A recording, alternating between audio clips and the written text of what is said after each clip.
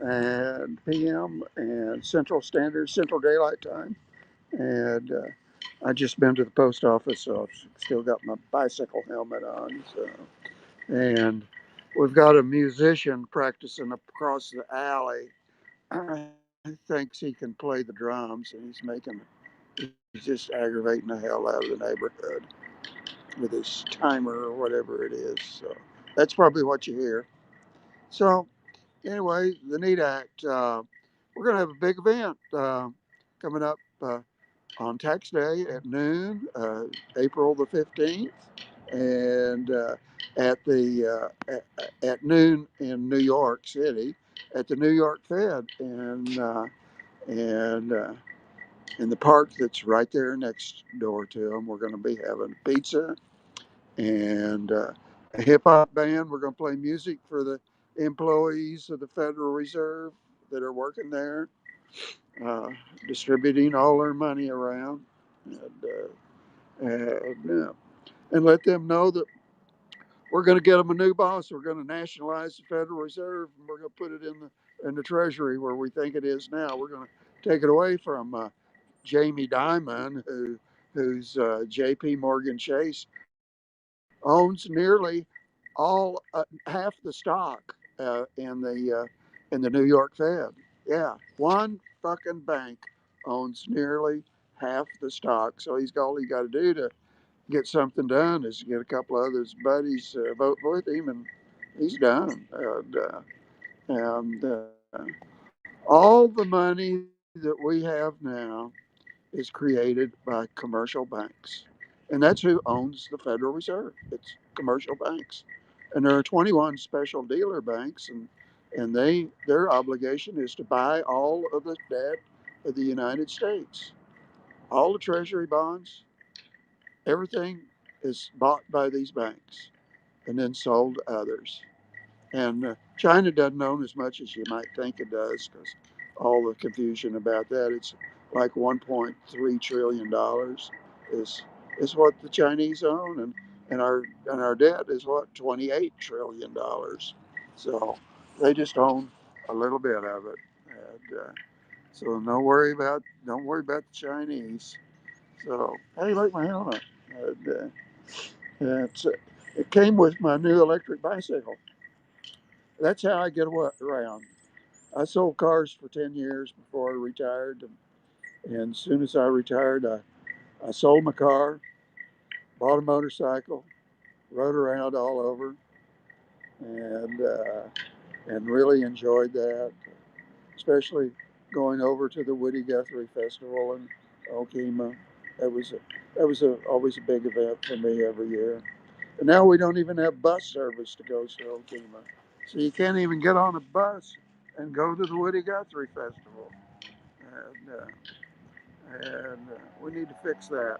Maybe in the new Transportation Act or whatever it's called, we can get some better uh, intercity bus service than we have now. Yeah, they took away the bus stop. It was a major bus stop. And, so uh, we can do a lot of things with the NEAT Act that that the Austrian school says we can't do because it doesn't. Because if we do these things, it's going to increase inflation. Well, that is not true. Okay, it's not true. Uh, Show me the evidence, and it's not there. This guy named Rothbard, what a fraud that guy is. So he likes to use big words and complicated techniques. Well, stay away from complications and people that use big words, okay?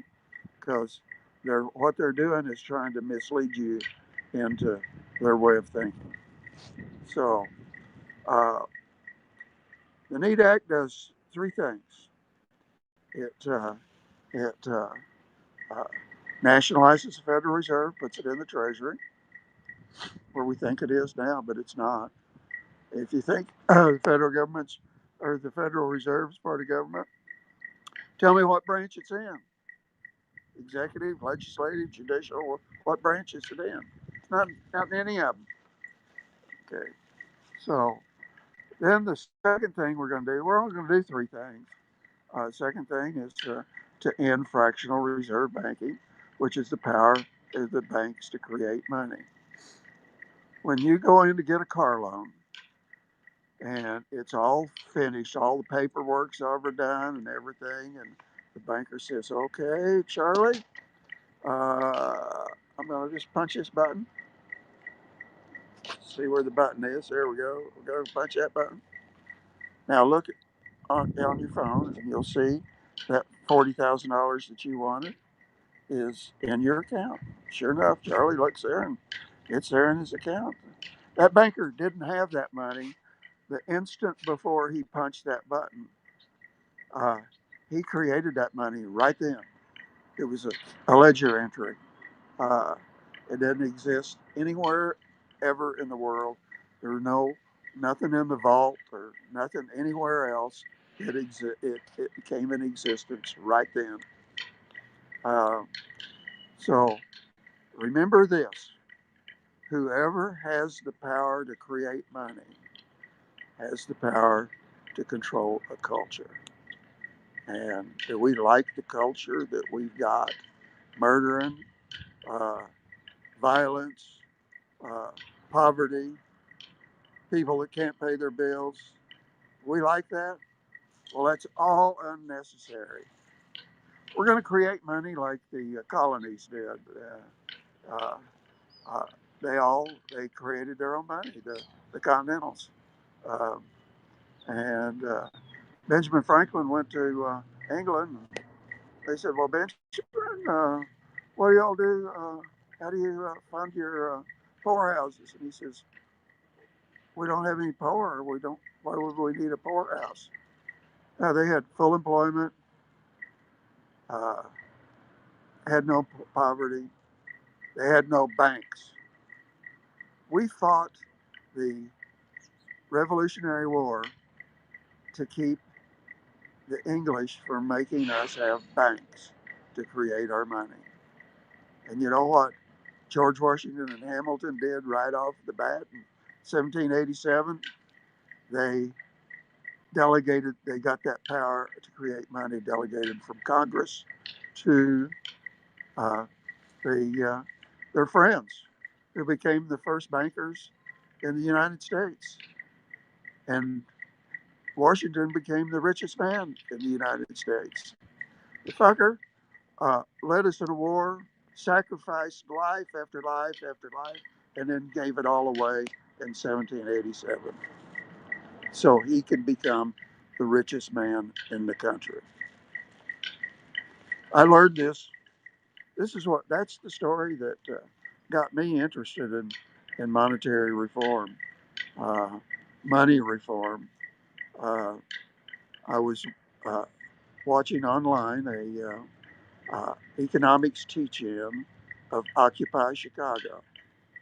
And the first teacher got up, and she was like an Austrian uh, economist drawing the graphs on the wall and on the blackboard and saying, this is why we can't do this and this and this. Okay, well, uh, that's exactly like when I was a junior at University of Oklahoma, transferred in here from other schools, and it's 4 blocks from where I'm sitting right now. And Dr. Brinker got up in the class in Economics 101 and drew some graphs on the blackboard. And they were the uh, equilibrium graphs of supply and demand. And then he said, that I was asleep while he was doing that. And then he said, "My friends over at the Oklahoma State University say we can't have health care, we can't have free education, we can't have free transportation, we can't have guaranteed annual income, we can't have any of these things because of these graphs." And I say, what we do with these graphs is we open those windows over there and we throw them out on the yard. And every time I pass those windows, I think of Dr. Brinker. We actually became friends as adults in the Democrat Party club that we have here in Norman, and one day I was visiting with him in front of his wife, and I said, Dr. Bricker, I know what happened to to you. How come you're not working at OU now? Uh, Reagan came into office. Uh, we had a we had a whole staff on the economics uh, uh, department like you, and we had one conservative, Dr. Condonansis. Well, they fired all the others, and Dr. Condonansis became the head of the department. That bastard, he thought I liked him, but he was a likable guy, and we knew each other as adults too. We could visit at the post office where I just been, and uh, and so it was all I could do to sit in his class. I took a class from him. I thought I wanted to get a PhD in economics.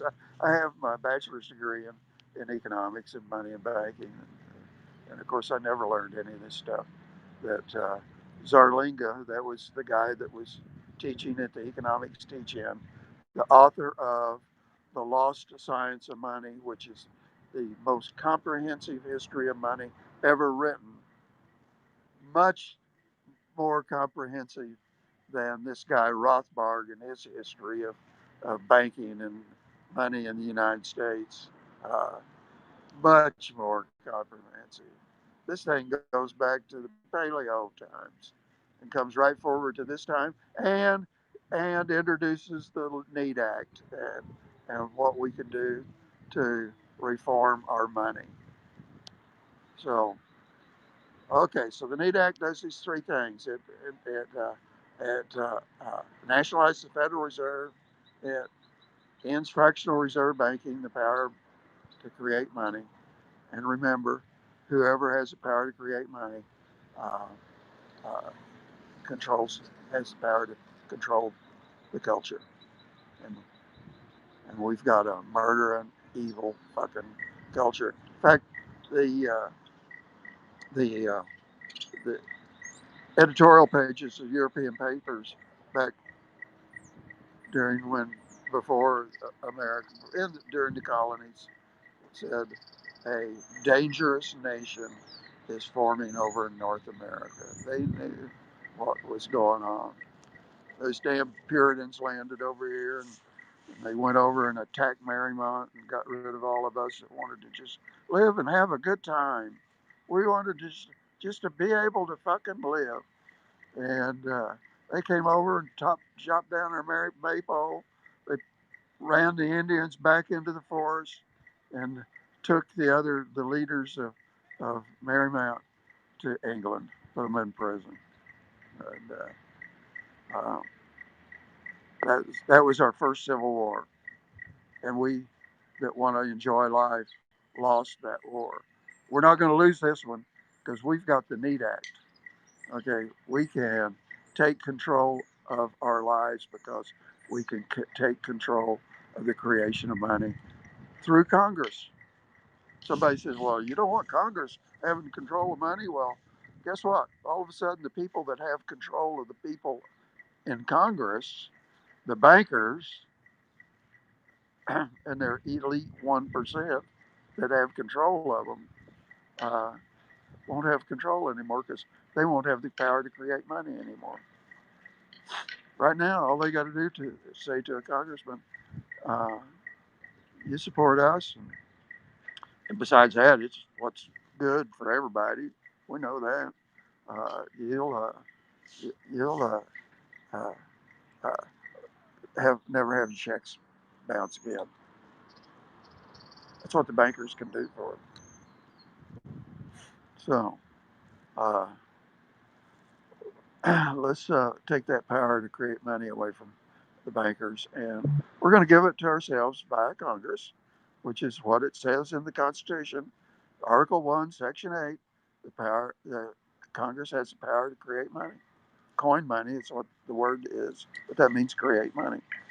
So uh, Uh, and then we're going to spend money into the economy, healthcare, education, transportation, infrastructure, uh, and a guaranteed annual income of $50,000 a year for every adult. Yeah. If the minimum wage had kept up pace with the increase in productivity since the 1950s, the minimum wage would be $20 an hour or $50,000 a year. Yeah.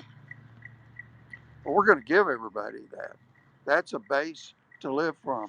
That's that's what we all can have, and it's not going to cost anybody a damn thing. Okay, it's going to be money that it's going to be the new U.S. dollar created by Congress and put into circulation, spending on us. Let's do this, and then we can deal with everything that we need to deal with, like climate change. We can deal with climate change. We'll have the power to go to Congress and make them do what we want them to do, not what the bankers want them to do. There's no way that the bankers are going to think that this is the climate change, dealing with that is good for them.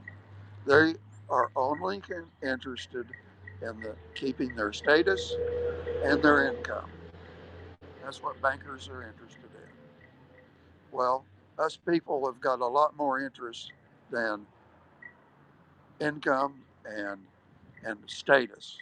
We don't need status. We have status. We're all created equal, right? Okay. Well, anyway, I think I'll end my little broadcast now. This is William. I'm in Norman, Oklahoma, on a Monday afternoon, and enjoying talking to you about monetary reform. You can go to uh, greensformonetaryreform.org. I'll post that on this with this with this uh, broadcast, and I'm on uh, Twitter, uh, Facebook, YouTube, Twitch, and even something that they say don't exist anymore, Periscope. You'll find me there. So uh, let's and YouTube. I will post the HR2990 information there, and the greensformonetaryreform.org. Go there. It's a group that I was part of founding, although I'm not a Green, and I'm only an observer. I'm a delegated observer with the group. We meet every Thursday night, and one of the persons on this is meeting with Extinction Rebellion now, plus me, and and these the people on greensformonetaryreform.org are the experts on money creation in the United States. We are the experts, and we'll be glad to answer any questions. You can join the Greens for Monetary Reform and and take part in their discussions, uh, or maybe monitor them just like I do. And then, of course, I know several of the people that are on it, the key ones, because I met them at the American Monetary Institute in Chicago. We have a conference every year, and that is at monetary.org.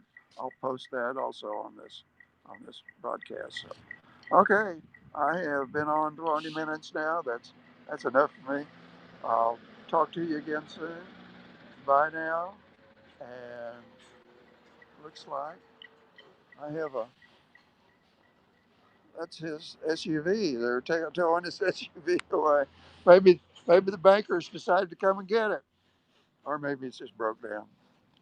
It's an old SUV. It's probably broke down. So, okay. Uh, let's occupy the Need Act. Let's tackle climate change.